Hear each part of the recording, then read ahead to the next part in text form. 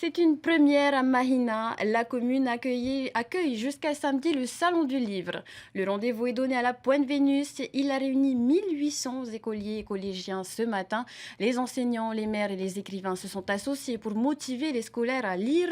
Un défi de taille car les jeunes préfèrent de loin les écrans aux livres. Voyez ce reportage de Separo Cordette.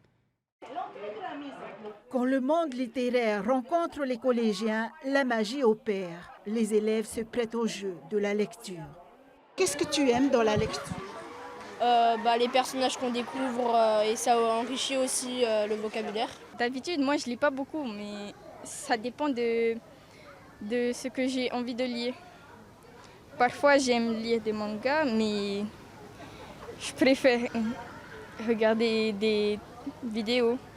Pas de manga ni de BD plébiscités par les jeunes sur les stands, mais des livres qui racontent l'histoire, les légendes polynésiennes, son environnement ou ses spécificités.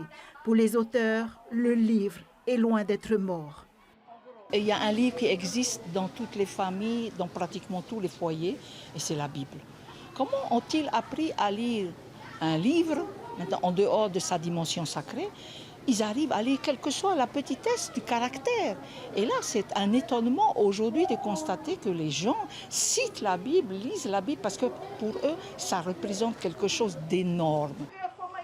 Et pourtant, ce premier salon du livre fait suite à un constat.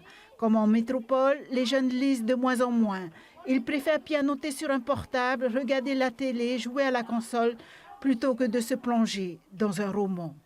Il y a des efforts à consacrer effectivement sur le développement des compétences des élèves en matière de lecture, mais il y a peut-être aussi, une société polynésienne qui doit, s'acculturer davantage par rapport à la littérature. Les adultes aussi lisent de moins en moins. Ouvrir une bibliothèque publique à Mahina semble être la solution, selon le maire de la commune. Ça fait un an qu'on en discute. Aujourd'hui, on est confronté au manque de foncier. Mais l'idée est là, la volonté du conseil municipal est là. Il suffit d'aller chercher les moyens, d'aller chercher le patrimoine foncier et de faire en sorte que ce projet prenne naissance.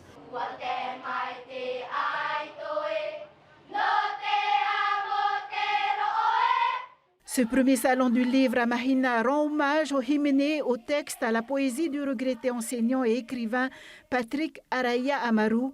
Il donne aussi une place symbolique au premier livre arrivé grâce au navigateur explorateur sur cette plage de la Pointe Vénus.